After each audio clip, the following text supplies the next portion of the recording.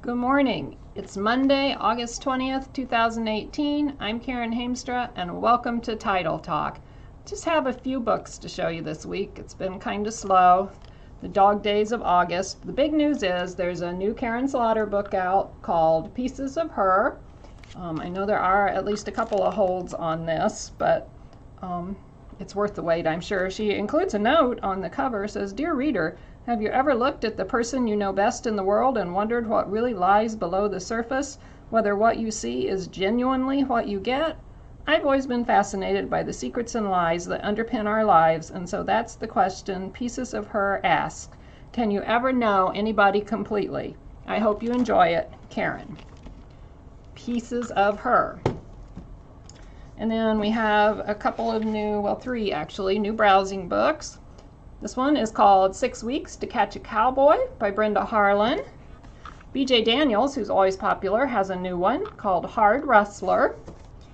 And then The Little Matchmaker by Stella Bagwell. She's also quite well known in the romance world. And then we have a new fiction book. He's written 10 others by David Handler, The Man Who Couldn't Miss. And this one is about his main character, who is Stuart Hogue. He's usually a ghostwriter for other people, but this time he's telling his own story. And he has a faithful but very timid basset hound named Lulu, I believe. So the dogs, you can see her there on the cover. That looks fun. And then we have several new nonfiction books. Godless Citizens in a Godly Republic, Atheists in American Life by R. Lawrence Moore and Isaac Kramnik. And these titles are pretty self-explanatory, so we'll just quickly go through them. Meg, Jo, Beth, and Amy, The Story of Little Women and Why It Still Matters by Anne Boyd Rue.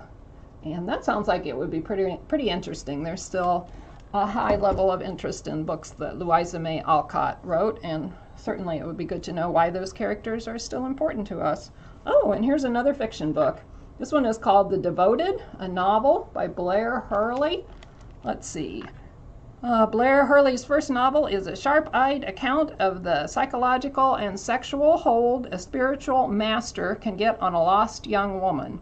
What could have seemed like a fable in other hands in Hurley's is mordant and convincing.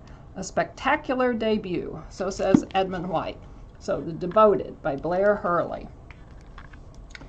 And then we have a fun book. My Doll, My Style. It's a book on how to make doll clothes, and it's for 18-inch dolls, and they certainly don't look anything like the doll clothes my mom used to make for me when I was little. They just have really cute outfits. Any little girl or boy would be really charmed, whoops, I'll get it in a minute here, to have these clothes for their doll. So that is at 745.59221.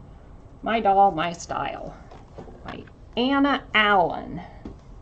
And I don't think I mentioned this one last week, but if I did, here's another plug for it. Julia Reed, South Toward Home, Adventures and Misadventures in My Native Land. It gets really good reviews from several newspapers and just quotes a Southern gal going back home after being in the North. And finally, a tribute to our former governor and now vice president. The book is called Pence, The Path to Power by well-known Hoosier Andrea Neal. And that book is at 973.933092. Pence, The Path to Power, Andrea Neal. So we hope you'll come and check some of these books out. We'll see you next week. Thanks for watching.